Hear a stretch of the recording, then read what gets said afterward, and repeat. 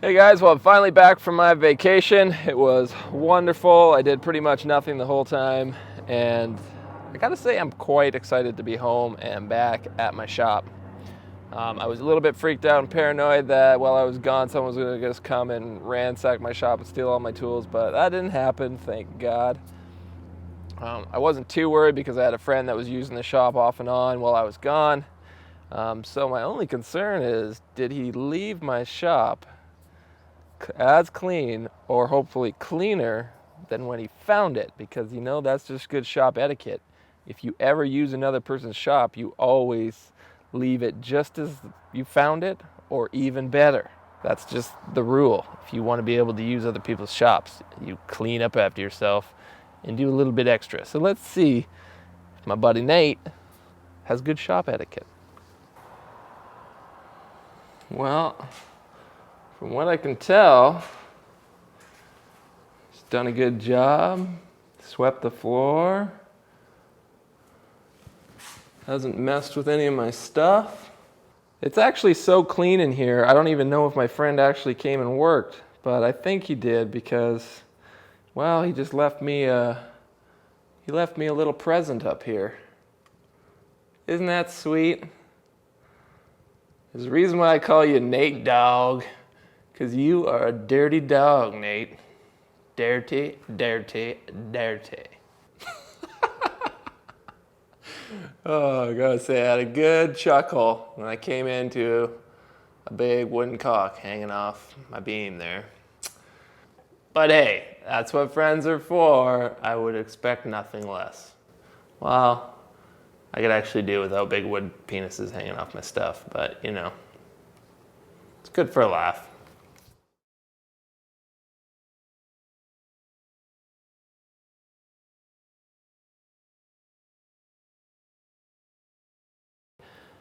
I'm an axe junkie, or at least a wannabe axe junkie. And I bought this sexy little Japanese camp axe off eBay. The handle is as nice as it is, it's got a crack running right down the middle of the handle, and it's like this sharp little flange of wood sticking out right where you grab it, and it's just it's still functional, but I gotta replace this handle, so let's do a little axe restoration, shall we?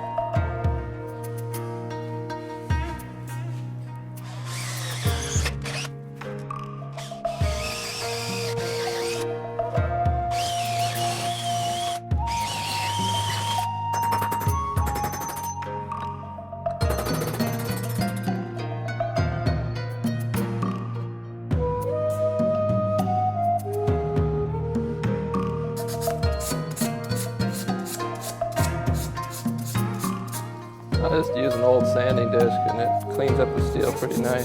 You can even put it on your orbital sander if you want, or just do it by hand.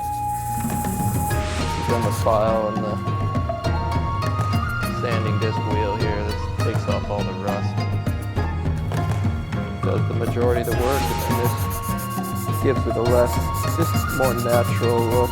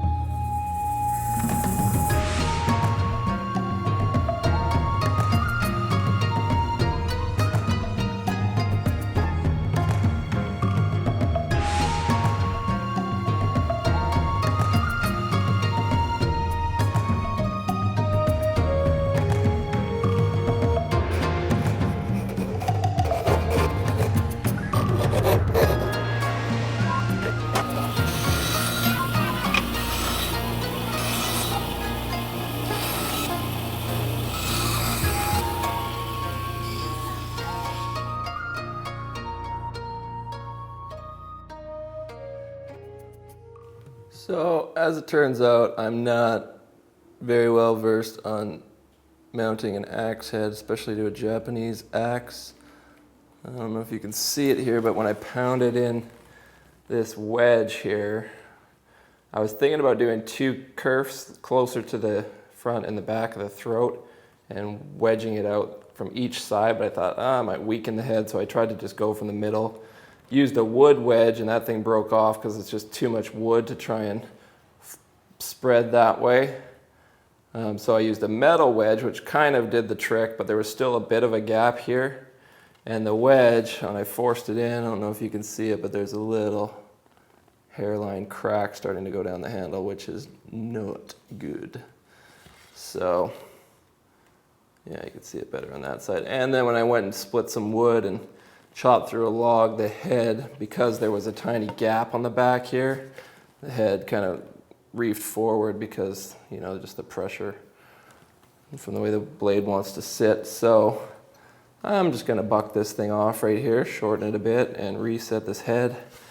Use a double wedge closer to each end going across the grain, and hopefully that'll fix everything. So, failure. It really is the best teacher.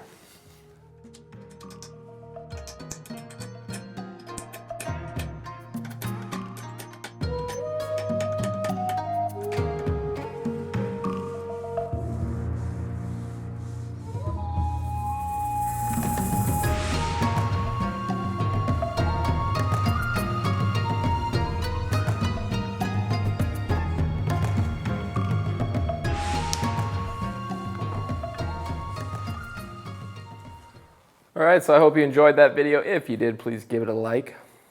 An interesting thing I discovered while I was hanging the head on this is that I'm pretty sure this axe was designed to be a hewing axe, because I cut my handle straight, and I don't know if you can see it, but if you eyeball down the axe there, the blade is off center,